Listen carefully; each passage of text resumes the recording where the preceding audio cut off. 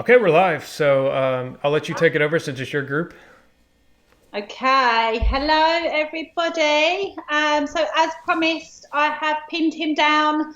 We have the amazing Jake Randolph with us to answer some of your live Q&As. Now, if you are in the members group, Jake's video has been uploaded now to the e-learning platform. So when you get to module 6, you'll find that on there. So yeah, any questions that you want to put to Jake for anything kind of marketing related, pop them in the comments and we will work through them. I have actually worked with Jake previously. He's done some ads for me. Unfortunately, then lockdown hit, didn't it? And it threw a bit of a spanner in the works. But we had absolutely amazing results from Jake's ads. So even just personally speaking, I can highly recommend him. So, Jake, the first question I've had come in from some of our members is how often should we be running an ad? Awesome. That's a great first question. So, and just for the record, she didn't send me these questions beforehand, and so these are all answers coming out of the top of my head. Yes, Anyways, sorry. No pressure here. no worries.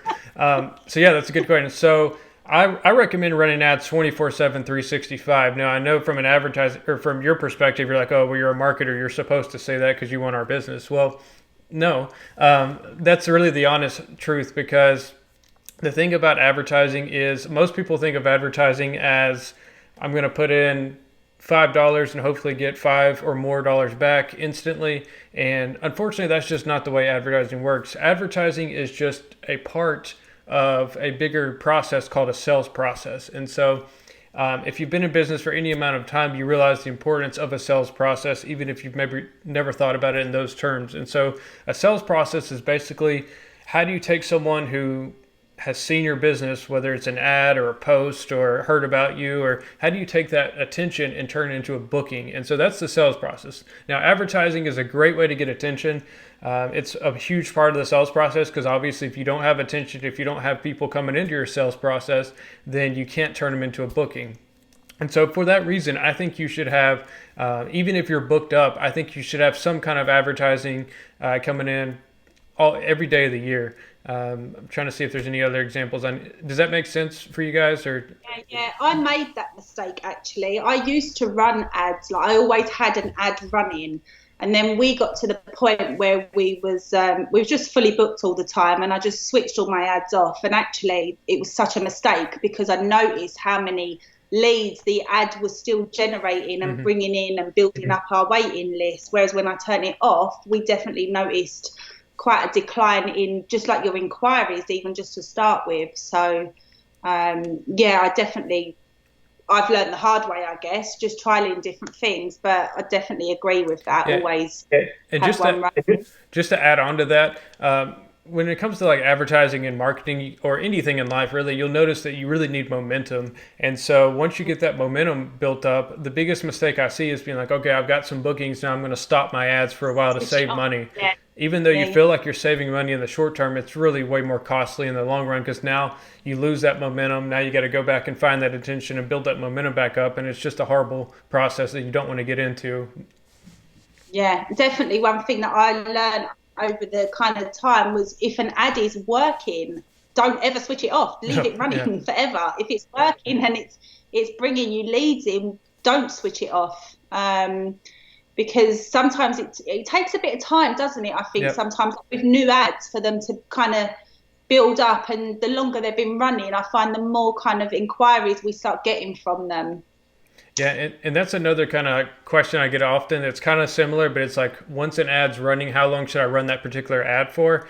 And to be honest, that's why I charge monthly and not like I'm going to set one ad for up for you and you keep it forever because sometimes an ad will work for a while, but sometimes you'll see a decline and a drop just randomly, and that's why you really have to monitor it because Absolutely. Yeah. Facebook has and Instagram, they have their own learning algorithms. And so as the ad runs, they're watching, they're saying, like, okay, who's clicking on it? How are people interacting with it? Is it doing good? And it finds more people like that. And so it really learns as it goes. And even on like Ads Manager, you'll see it says learning. Yeah, perfect. So one of the other questions we had then is, what is the difference on creating an ad to boosting a post? Like, does one work better than the other? Should we do certain things at certain times, or what would you recommend on that one? So this is a great question, and I'll try not to get too technical with it, but I do want to explain it because boosting a post is obviously the thing a lot of people do because it's right there on your phone. Facebook saying like, "Hey, boost this post and get more attention," and it's very tempting to press that button. But however, and you can get some results off of it. Boosting is basically a very simplified version of advertising. I say it's Facebook's way of getting your money, or Instagram. Facebook owns Instagram if you didn't know that. Either way, like boosting is a very simplified version. It's really hard to get the targeting down correctly. It's really hard to like monitor the data and do a lot of other stuff. Now, if you're just trying to get more engagement on a particular post, maybe that's what you're thinking about is boosting, then that would be an actual engagement ad where your goal for that campaign would be to get more engagement on that post. And there are certain times when you should do that short term. Maybe you're doing a giveaway and you're doing one of my strategies where you can get people to comment and then it sends them a message with their chatbot. Well, in that case, I'm going to run an engagement ad because I want more people to engage and comment so I can turn them into leads and ultimately sales. Right, okay. I've just lost it. Zoe's just said, how long do you keep the ad running until you decide that it may not be working? Usually I run multiple ads of the same nature at the same time, and this is called split testing. That way, maybe one of them starts working better and the other one kind of drops off, and that way I have kind of like a fail safe. But if I notice it's not working and I give it like, I also kind of consider the not only like geography but timing of it. So like for example, this weekend, if we see a drop off, it's probably because it's 4th of July weekend, Independence Day here in America, assuming I'm with my American clients. So I also consider those factors. I don't just immediately turning off. I don't immediately turn off an ad that's been working for months or maybe a few weeks just because of 1 or 2 days. Now, if it gets into the 3 or 4 day range and I see, okay, this is a steady decline, then I'll probably turn it off and try something different. I also look at other factors like are you getting bookings? And so maybe an ad's not necessarily getting a ton of clicks, but if you're getting all high quality leads that are turning into bookings, then that's another thing to obviously consider. Yeah, perfect. Andrea said, how's Alaska? It's great. Does a picture or a video engage more, would you say? It depends. I still see both work great. Obviously, the quality and the content of the video is going to make a huge difference because if it's a video that starts really slow and maybe it's kind of boring and it's just not very engaging, then that's probably not going to work. Whereas if it's a video that's like hooks people in really quickly, is very engaging, looks nice, or is entertaining or valuable, then it's probably going to do pretty well. The advantage videos have is, let's say you have a video where you're explaining your services for like 5 minutes. Well, let's say you run that video as an ad for a month. Well, the next month I recommend doing retargeting. So what retargeting means is taking those people who have watched, let's say 50% of the video or more and running a different ad to those people. And that's really powerful because you can put out a video to the masses and you can say, okay, let me see who bites on this. Let me see who watches it because depending on how your video is set up, let's say the people that watch at least a minute of it are probably pretty interested prospects. And so retargeting is very powerful when it comes to advertising. That's a good tip. Jenna said she was recently told that you should run an ad for 1 day, then keep renewing it to keep it at the top of the algorithm. Honestly, I don't know who you got the advice from, but that's the biggest waste of money ever because, like I said, Facebook learns as they go. And so if you run an ad for 1 day, one, it might take a few hours to get approved or a day to get approved. And then two, if you keep cutting it off, it's never going to get a chance to really learn. And so you're really just blowing money at that point.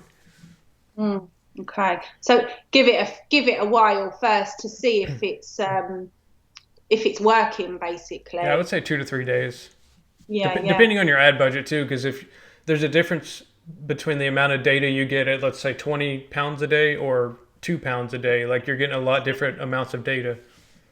So that comes on to another question, actually. What would you say is a good daily budget to start an ad on? And then if that's performing well, would you then recommend increasing that budget?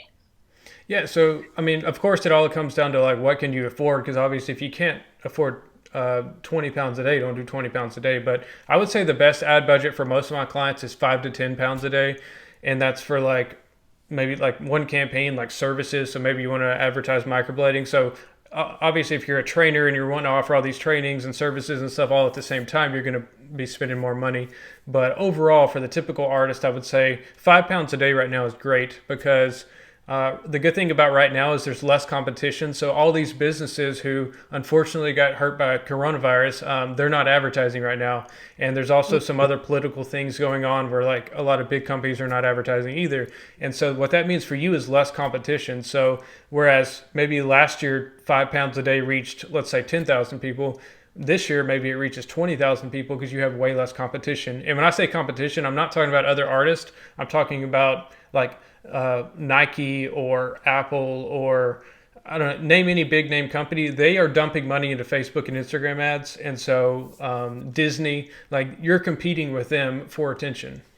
Right, yeah. Also, engagement is up, isn't it? Massively at the minute because there's a lot more people kind of sitting at home, I guess, on their phones, scrolling. Right. I've even noticed just on my general daily posting, like we're getting way more likes and comments than before lockdown. So it's perfect time, really, to start targeting your audience is what I've kind of been saying. Katie said, are call to action buttons important? Yes and no. Call to actions are super important, whether you're just doing a normal post or you're doing an advertisement. The buttons themselves, it just kind of depends on what tactic or strategy you want to use. Like, for example, I mentioned earlier, sometimes I'll do a post where I'm like, comment below to get more information or let me know your thoughts below. That's a call to action, but it's not necessarily a button because obviously they're not going to press a button to comment. They're just going to comment. And so call to action is super important. The buttons themselves, it just depends on the situation. Right. Okay. So, but always generally finish with a call to action if you're looking for engagement, yeah. Right? Right. But don't always say like book with me now because the thing about selling, and I don't want to get too much in the sales process right now unless it comes up in a later question, but the thing about selling is if people think you just want their money, they're not going to engage with you because people are being sold to all the time. And so the more you can be engaging and very personal, I mean, you can look at Layla's stuff, for example. She does a really good job at this. Just be friendly and nice and helpful to people, and you're much more likely to be successful than if you're just always like, book now, book now. Hard sales. Yeah, I think for me, like, as a potential client, I hate the hard selling thing. If someone tries to force a sale on me, I run a mile. So I guess I just kind of implement that into my advertising, like not trying to hard sell, but educate people, give them information, just let people know you're there, really. Sorry, I'm playing right. Is it better to give a freebie to get engagement, i.e. a free top up for the next few weeks? Is it better to give a freebie to get engagement? What do you mean, Andrea? Like maybe like running an offer or a competition or something? I think she means like a giveaway like I was talking about earlier. Giveaway, yeah. Giveaways are great, but I don't do them too often. So like maybe like once or twice a year, unless it's something small. If it's just like a little gift package, that's fine. But if you're you don't want to like diminish your actual main service. And so you don't want to give away your main service more than like once a year. Let's see. But yeah, I mean, do you think Facebook or Instagram is better? Sorry. I think they're both very important. And I think it's good to be on multiple platforms. Right now, as far as advertising goes, I still enjoy Facebook more. Instagram is great for like organic and well, they're getting less a lot I've noticed in the past 6 weeks or 6 months. But I think it's good to have both. I like Facebook more because I can follow up with people in Messenger. I can kind of see who they are so I can relate to them better. I can invite them to my group, different things like that. But overall, I think it's good to have both. And I know a lot of people love Instagram, and it kind of depends on your ideal age too. So if you go for more younger people, then Instagram's probably going to help you more. But it's good to have both. don't just say, oh, I love Instagram, I'm not going to do anything on my Facebook, because what happens if your Instagram account gets shut down or Instagram starts sucking next year? You just never know. And so you want to be able to have a wide variety of things. Yeah, I think I've always been very Facebook orientated, but only really last year, I guess, I decided that now I wanted to build up my Instagram, so I started focusing more on Instagram. But I do find Facebook is easier to kind of interact and engage with potential clients. Where Instagram I find is more just kind of showcasing, but a lot of people use Instagram, don't they, successfully? Yeah. But yeah, I would definitely agree with having both. What other questions have we got? Someone's asked, do ads really work, or is it a waste of money? I see a lot of people comment this actually on Facebook. Yeah, like, money. Yeah, as much as I see ads work great all the time, it is still a good question, because there are people in groups that are like, oh, ads don't work. And usually I can trace that back to either they weren't consistent with it, because I'll be honest, you can put money into ads for a week and they don't work, or they might not work. And so, like I said in the beginning of this video, it's less about the advertising itself, which that's very, very important, but it's also about what is your overall big strategy. Well, like, do you have a sales process? Like, let's say you run an ad and you get someone talking to you, like, do you know how to turn them into a booking? And so that's why when I run ads for people, I'm also trying to teach them, like, this is how you sell. This is like a sales process. This is how you really grow your business. It's not just about putting one ad out there and expecting to get booked up. It's a journey. So yeah, definitely. And you're actually, when I started getting you to do some ads for me, the pre-training that you give is amazing. Like, Jake gave us access to his online courses with like your whole kind of sales side of it, what to do what to message when someone does inquire, because your ad is only getting that initial contact, isn't it? Then exactly. Really it's down to you to kind of close the sale as such with them. So that was, it was really useful actually. I actually put the girls on that who answer all my messages. I was like, you need to watch this video. So just reading through some more questions. Do you think SEO is important? Yeah, I think SEO is very important. Now, I know a lot of people throw around the terms SEO and don't really know what it means. They just hear that it's good. So let me try to explain some different types of SEO you can do. YouTube is a great way to get some SEO quickly, because Google owns YouTube. And for those of you watching, SEO is basically, it stands for search engine optimization. And basically it's trying to get ranked higher on search engines when people search for stuff that's related to your services. And so, like I said, YouTube is great because you can just upload some videos quickly. You can put a description on there, and like when you search for like PMU Marketer, like my YouTube videos pop up first, even though I have an SEO optimized website. And so that's great. Google My Business is great for SEO. So making sure you're on Google Maps, making sure you have some pictures of your studio and your work on Google My Business. It's free to use. And there's some other little things that kind of branch off on that, but you can kind of play around with it. It's a free platform. Sorry. I've actually started using YouTube. I still feel like I ain't got a clue what I'm doing with it, but I'm kind of learning as I go. It's one of those things where I think the reason a lot of people don't use it is because either they're scared of videos, or it's not instant gratification. So like with Facebook, I can put something up and get likes. With YouTube, I might put up a video and not get views for a while, but then all of a sudden I get a lead that says, hey, I found you on YouTube because I was searching and I watched all your videos. And now that's the best lead ever, because they've already watched all my stuff. And so they know what I'm about. They know a lot of my tips and strategies. And so they're a good client. Yeah, you know they're generally interested. Make sure your Insta feeds to your Facebook. Should you do different posts or writing if you're using Instagram and Facebook so it's not the same? Yes and no. So let me explain that. I always tell people doing something is better than nothing. So don't get so complicated with things like when should I post? Like, should I post differently, that you end up procrastinating and not doing anything? We don't want that. But if you do have the time to sit down and do it, I would say better, then yeah, I would kind of tweak your content. Sometimes I post the same thing on Instagram and Facebook, but a lot of times I'll tweak it at least to kind of word it differently, because I know I can I can make the wording look a little bit different on Facebook, and I know people's eyes move a little bit different direction on Facebook as opposed to Instagram.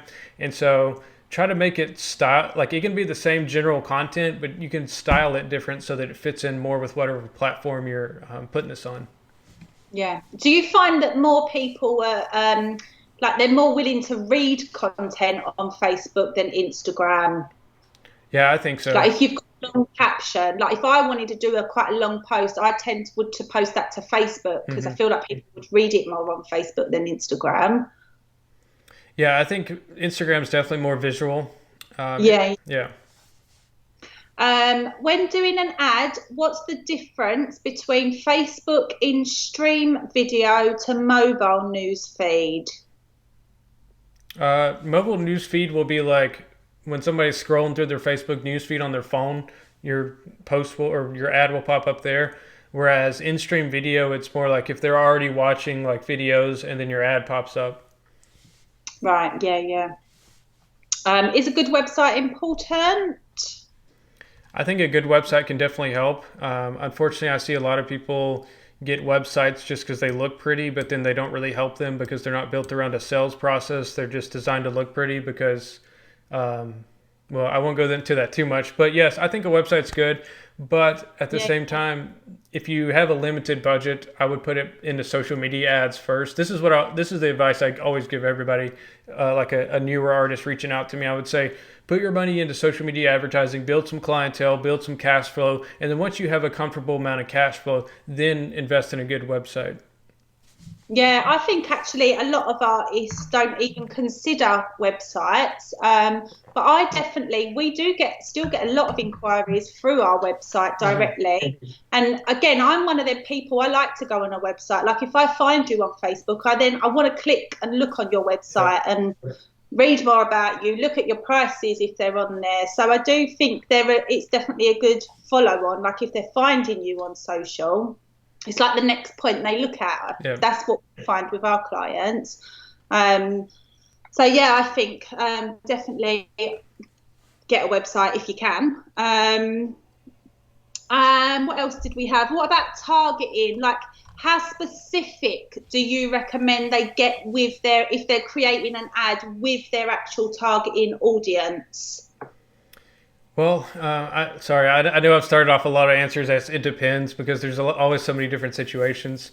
Yeah. In general, I would say try to obviously at least get people that you know would like. Don't advertise to people that you know would probably never be your client. So like if 99.9% of your clients are female, then don't advertise to all the males too, because that's just kind of wasting ad spend dollars. So that's kind of like a common sense area. And then let's move to more specific.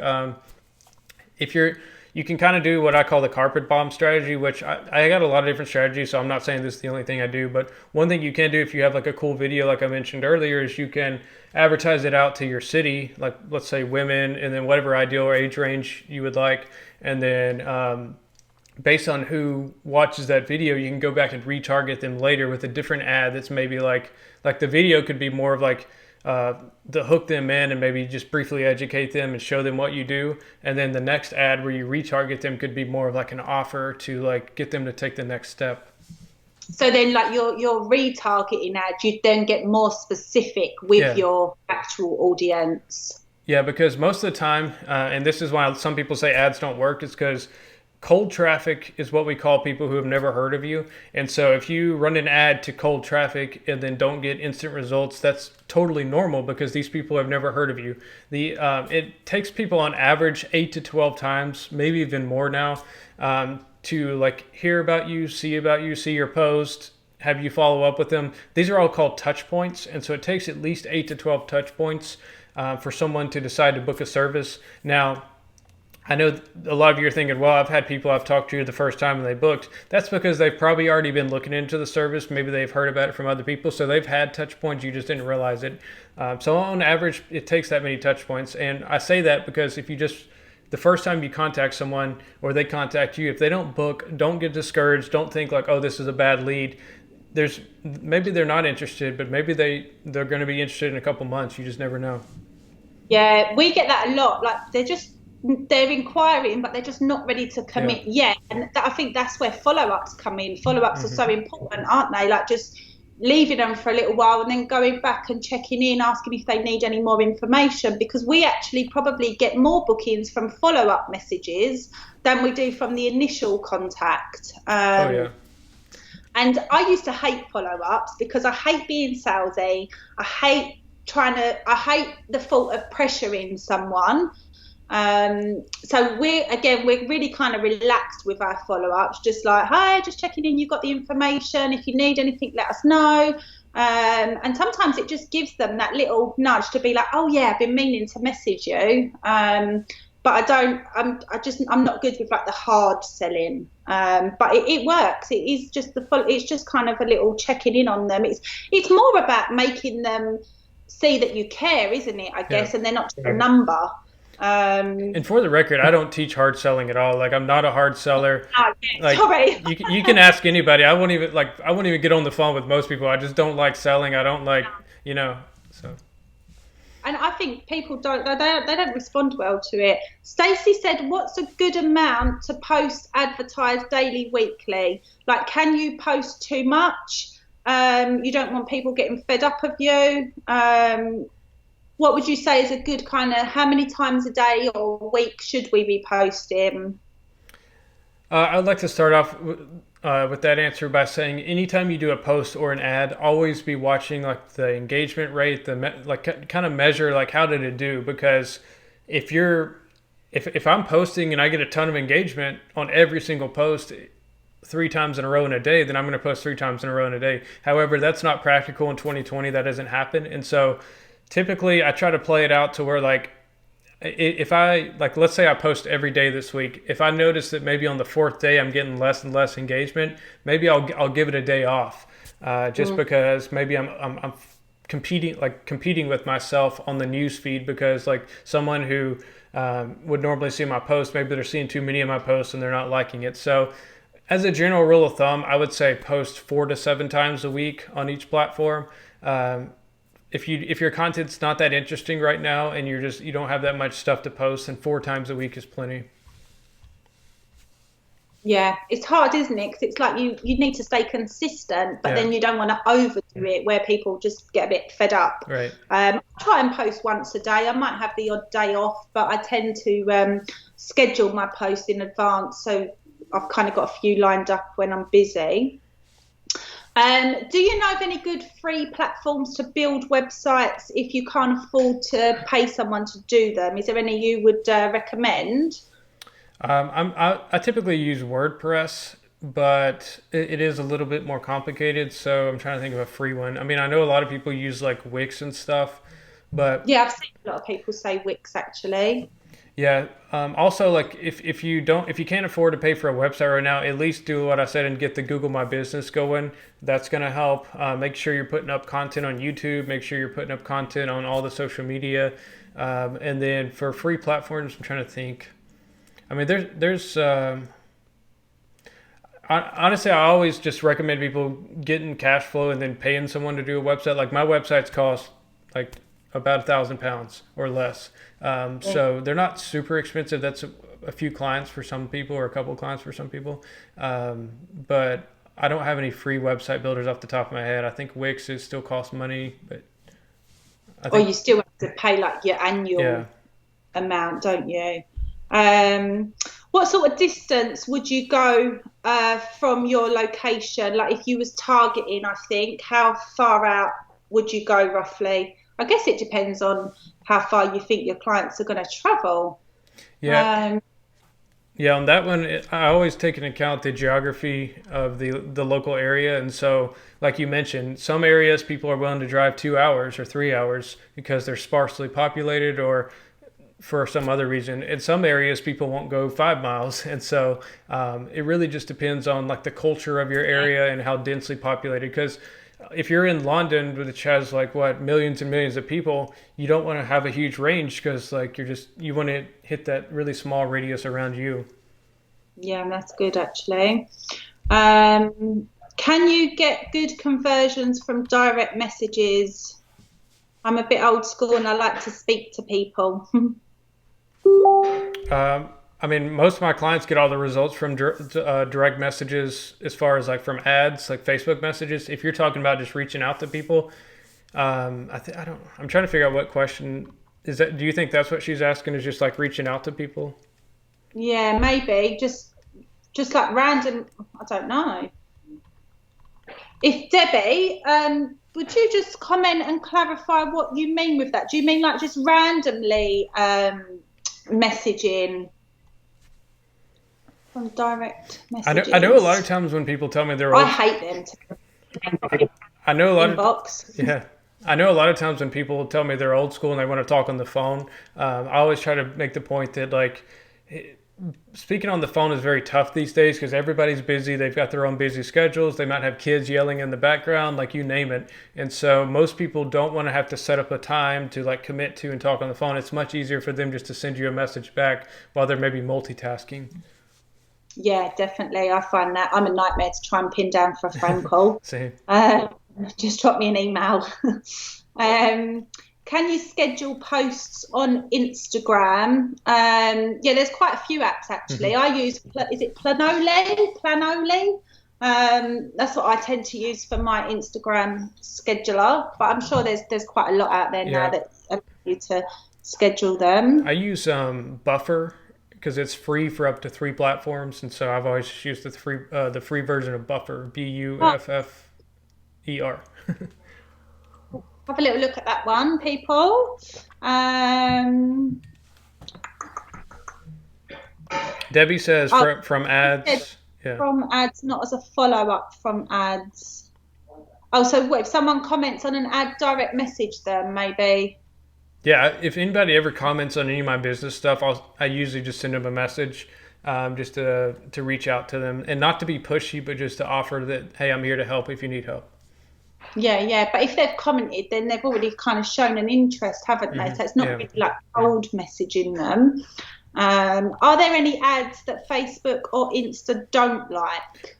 I mean, there's literally like a list of like hundreds of things that they don't like. Some ones that are related to this industry, I found, like especially recently, Facebook hates ads that have masks on them because their computer flags it because they think you're trying to sell overpriced masks. And so, because that's what happened after coronavirus or during coronavirus.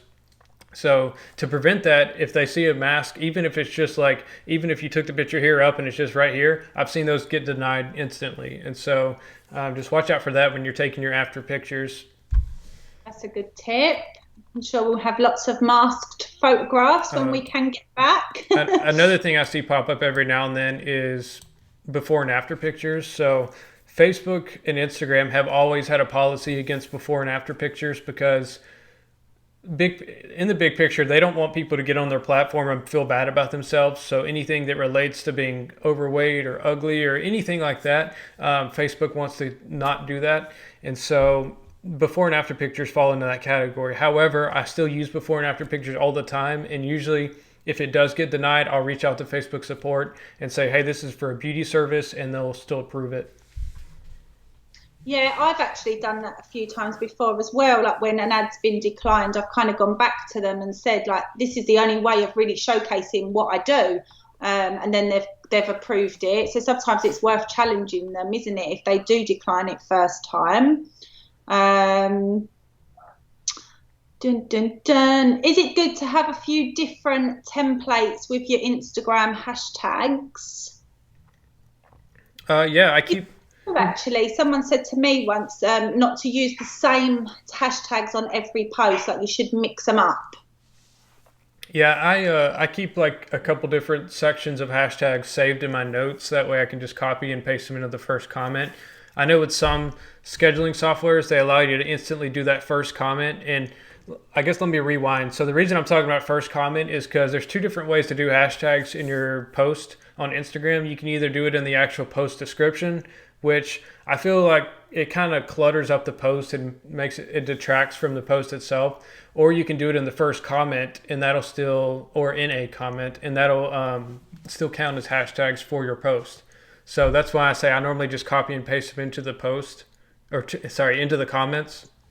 Yeah, I've just started doing that actually. It looks a bit tidier. What are the best hashtags? It's hard, isn't it? I guess it depends where you're targeting. I definitely find using my location in my hashtags has worked really well for Instagram. And sometimes I just go on and look what other artists are using and click on them and see how popular they are. I think as well, you'll know this, but with Instagram, you don't want to go with the too big hashtags if you don't have a huge following because you get a bit lost in it. Is that right? Yeah, I like to have a variety, and so maybe some bigger hashtags just so I can get that initial engagement.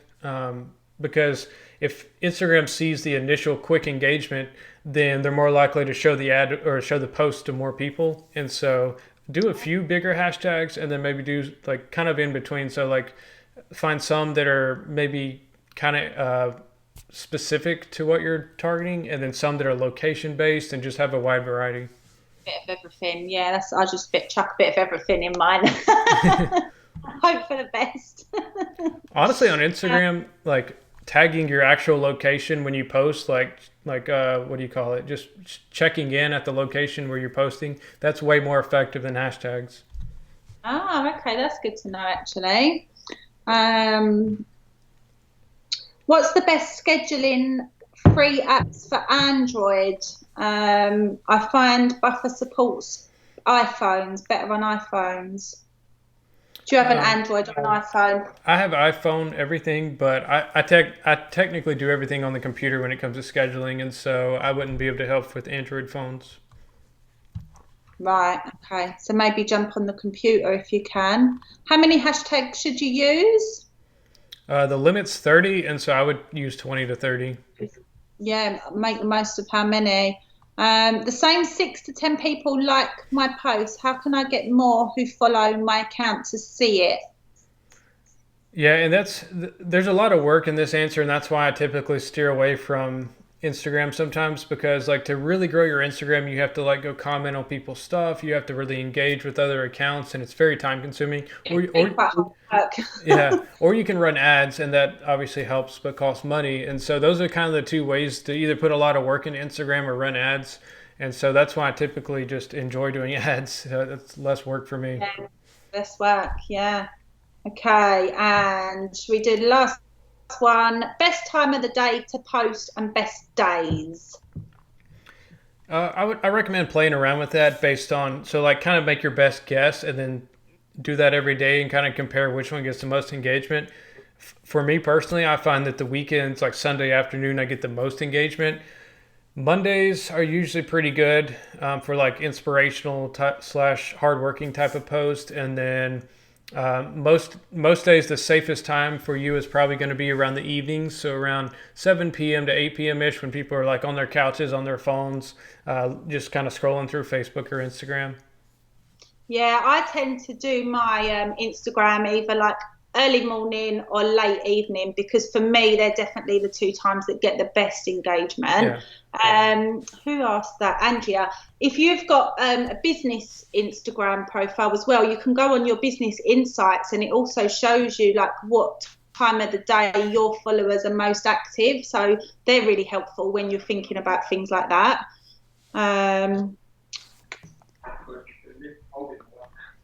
Okay, so right, last question, then I'm going to let you go.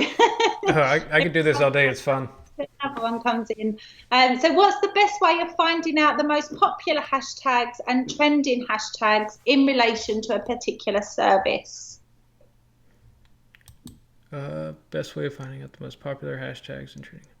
I would say look at other artists in your whether it's in your local area or around the world. You can type in PMU or whatever and look at their posts, see what they're doing, see which kind of like do research or market analysis like that by just looking at other people's stuff and seeing how much engagement they're getting and what hashtags they're using. That's probably the best way. I'm trying to think. I mean, you can search like you can kind of guess hashtags and search them and see like what pops up. But like I said, don't place too much emphasis on hashtags. I really like how Layla uses her location in her hashtag because that's probably where people are going to be searching. Because, I mean, if you just hashtag like permanent makeup, you're probably going to get people from all over the world that are not going to be your clients. And so I think a lot of times people either chase followers or chase Instagram likes, but they're not even reaching the people. Like I see all these follow for follow posts in groups. It's like, hey, follow me and I'll follow you. And you're not reaching your ideal clients, and you're just kind of diluting your audience when you do that. It's more like an ego thing, I think, Yeah. isn't it? Like, Yeah. I want more and more followers, but actually, if they're not going to buy from you, they're pointless. I kind of stopped focusing on that. I think when I first started, it was like, quick, build me up. But yeah, I stopped focusing on that, and now actually, we have people follow us that interact with us. They become clients or they train. And to be honest, like I don't even get that many likes on my business post. Like I find all my engagement and really like most of my business comes from the things I do in my personal profile, whether it's like Facebook and Instagram stories or posting in my group or just talking to people on Facebook. And like my business page is a great foundation, but if you only rely on like getting likes on your business page or your business account, you're missing out on a lot of stuff on social media. Yeah, definitely. Okay, so yes, you can change your personal account into a business. You can just switch it over. So, right, but we're going to wrap it up there. So, Jake, this is going to be posted in the group, isn't it, for anybody that's missed the beginning part of it? So you can catch the replay, guys. And then your online courses that we done, are they available for anyone to go online and get if they wanted to, or only if they're doing ads with you? Are you talking about the one that I made for, like the video I made for you, or just my courses? No, the courses that you had on your website that we done as well. Okay, yeah. So the one you're referring to is called the Advertising Accelerator. That's only my advertising clients have access to that. It's not for sale anywhere else. Right. So that is one of the main advantages of working with me on like my advertising package is you get access to not only me but like my whole advertising accelerator, which is a huge resource. Yeah, that was brilliant. That's what I was going to say. Can they buy that, or only if they're doing ads with you? Because that was it was really, really helpful actually. So if you do want to invest in ads, then obviously you can contact Jake directly. And we have got an amazing video in module 6 in the members area as well with some great tips on your social pages. Okay, so thank you very much for giving us some time. It's been really, really useful actually. And I think we've pretty much covered everything. Awesome. Well, thanks for having me. Early, isn't it? Early morning. I'll let you get on with your day. Yeah, it's in Alaska here. We started the video at 7:30 a.m. So Early. but that's also a common question I get is, do the ads work in the UK? And I have a lot of UK clients that are successful. Yeah, we had great results with ours. So don't tell my American clients, but I usually like working with UK people better. Right, okay, brilliant. Thank you, Jake, very much appreciated. And yeah, if anyone is interested, you can pop Jake a message directly. Awesome. See you guys later. Thank you. See you later, guys.